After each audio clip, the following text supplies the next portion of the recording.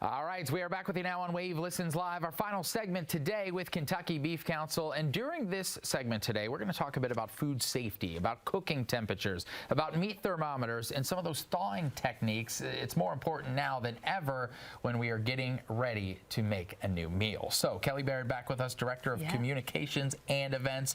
And for this section, look, we're talking no matter what, where, when we are cooking, there are some guidelines that always remain. One of them wearing gloves, which you just put on. Obviously, you want to wash your hands and keep any of the raw and cooked foods away from each other. So let's talk about why this is so important and some more of those health and safety guidelines we should always keep top of mind. Yeah, so first things first, you always want to have clean hands, even washed under your gloves, but always having gloves and changing those after you touch different cuts of meat. So one of the big things, beef is very interesting because we have steaks and ground beef, and they have completely different requirements when it comes to correct cooking temperatures, how much bacteria can live in those raw. So it's very, very important to make sure that you're handling your beef at home and all of them. So there are different serve-safe requirements that go through restaurants, so they are following those as well within the stores, but making sure we also take those back home so that we don't get sick. And it's another one of those aspects that once you start making a habit of these things, it doesn't even become that difficult anymore. So,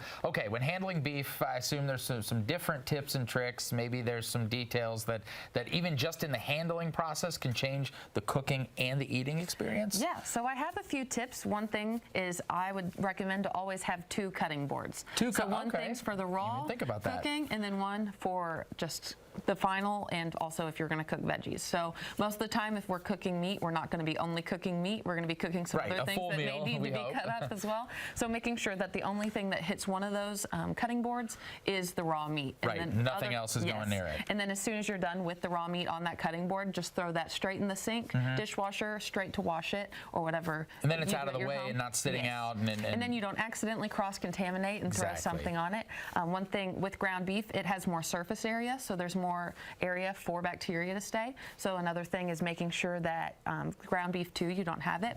But one of the big things too that we're talking about is the storing of beef. So starting at the very, very beginning, I know when we're at the grocery store, if you're anything like me, you have a U that you always take whenever you walk into the grocery store. Yeah, we have our routes. Everyone has their routes. I start in the produce, but making sure that you don't get your meat too soon in your shopping experience.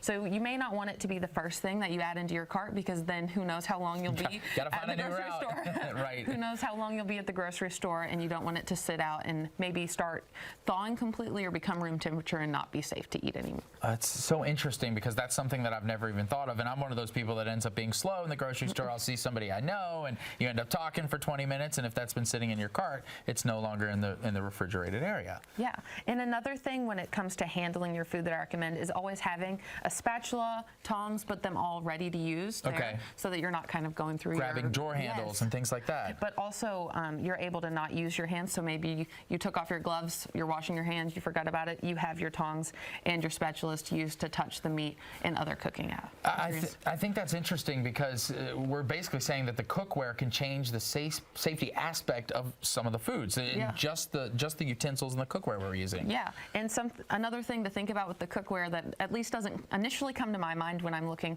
is having the right size pan for the food you're going to cook. So I know all houses have different burners, different burner size, different pan sides. So making sure that if you do have a smaller burner, having a pan that works for it, but also maybe if you have a larger cut of meat, using that larger pan so that maybe you don't have it folded on top of each other where you end up undercooking part of your meat just because the pan wasn't big enough for it to have complete surface area. Like the full surface area. Okay, that makes sense. All right, I know we've got some thermometers here. That was one of the aspects we want to talk about. So what temperature should we cook our meat? How would we know it's safe to consume if we're just looking at the thermometer? Yeah, so with ground beef, you're going to want to have it at 160 degrees Fahrenheit. Ground beef is safe to eat at 160, but steak is lower. So a lot of people have different preferences when it comes to beef, and especially steak. So medium rare is going to be about 145 degrees. Rare at 130. That's safe to eat. A lot of people, though, prefer medium, and that'll be 160 degrees Fahrenheit. So keep 160 in your head if you like medium for ground beef and steaks, but 145 is where we're going to hit medium rare, which is my personal favorite. I was going to say, that's kind of that sweet spot, and maybe a lot of the places where the chefs are going to recommend. Any other helpful tips when it comes to these guidelines, to health and safety or things that people should know when they're cooking beef? Yeah, I would say to always have a meat thermometer. So I know that I just said the 145 to 160 for the 145 on a medium rare steak and 160 all around the world for ground beef. But one thing we have here is just a common meat thermometer. This isn't electric or anything. Okay. It's just that, but making sure that you stabilize it to that it's working. Right. So one helpful tip that you can think of is just getting a cold glass of ice water, just ice water on the side and putting it in it. Make sure that it gets to 32 degrees and that your thermometer is gauging right before using it. And then, but other options, electrical thermometers where you just put it in and it pops up the number, are great, easy bets and kind of take out the human error aspect of it, but making sure that it's completely in the center of your meat and not accidentally poking out the side of your burgers. Right, because that's not going to give you the right temperature, obviously. Okay, No. well, you've shared a lot of incredible things throughout the show today. We talked about safety guidelines. We talked about different recipes. We even talked about some morning ways to incorporate beef into your diet. So for all of this information for our viewers who are with us today, what are the best places to go to learn more and to refresh some of these facts we learned today? Yeah, so kybeef.com, and in the kitchen we have different cooking tips, whether that's handling your meat safely or how to cook different things, marinating, all of the things we've kind of discussed today. But also Serve Safe is kind of, I guess, the Kentucky universal way of making sure that you're cooking safely within your own kitchen, whether that's at a restaurant or at home. Okay, well, this is great information. Kelly, I want to thank you for coming back to Listens Live and showing us some of these great things. The best thing about this is you're back later on this week, Yes. so we're going to have more to talk about with Kentucky Beef Council a couple days from now.